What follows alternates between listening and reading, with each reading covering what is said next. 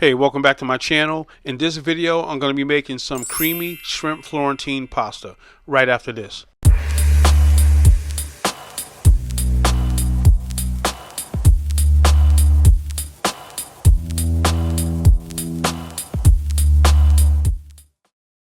Alright, so as usual, before I get started with the video, let me show you all the ingredients I'll be using for the shrimp Florentine pasta. Also, the ingredients will be listed in the description below the video. Alright, also with the measurements. Alright, so let's get to this video. Alright, right here I'm going in with some avocado oil, a little bit of butter. Alright, now I'm going in with my shallots and garlic, some crushed red pepper. Alright, going in with my jumbo shrimp peeled in the vein. And I like to take the tails off. The tails make it look better, but I mean, you're not going to eat the tails, so unless I'm going to be picking them up individually, I take the tail off my shrimp when I'm mixing them in with pasta or rice or something. Alright, just went down with some salt and some fresh cracked black pepper, and now I'm giving the shrimp a flip. Alright, so as soon as you start getting some color on one of the on the shrimp on one side, and you see the edges starting to get some color, then you know it's time to shrimp. They don't take long to cook. Alright, so I went in with some heirloom tomatoes, some heirloom grape tomatoes. I deglazed with some white wine, and now I'm going in with some heavy cream. Alright, so now I'm just going to let this reduce and kind of thicken up. And by reducing it by half, it's going to get nice and creamy.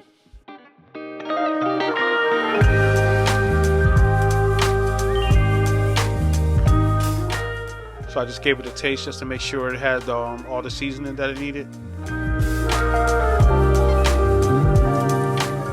Alright, so right here I'm just squeezing in some lemon just to brighten it up a little bit.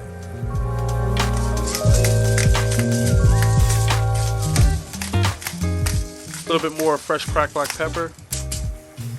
Now I'm going in with the spinach, and the spinach is what's going to turn this into a Florentine dish. Alright, anytime you hear Florentine, think of spinach. Alright. So just mixing that in, getting the spinach nice and wilted.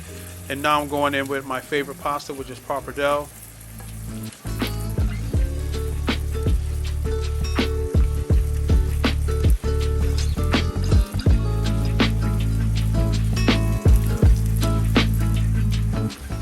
Alright, giving that a nice mix, making sure the pasta is mixed in really good with the sauce.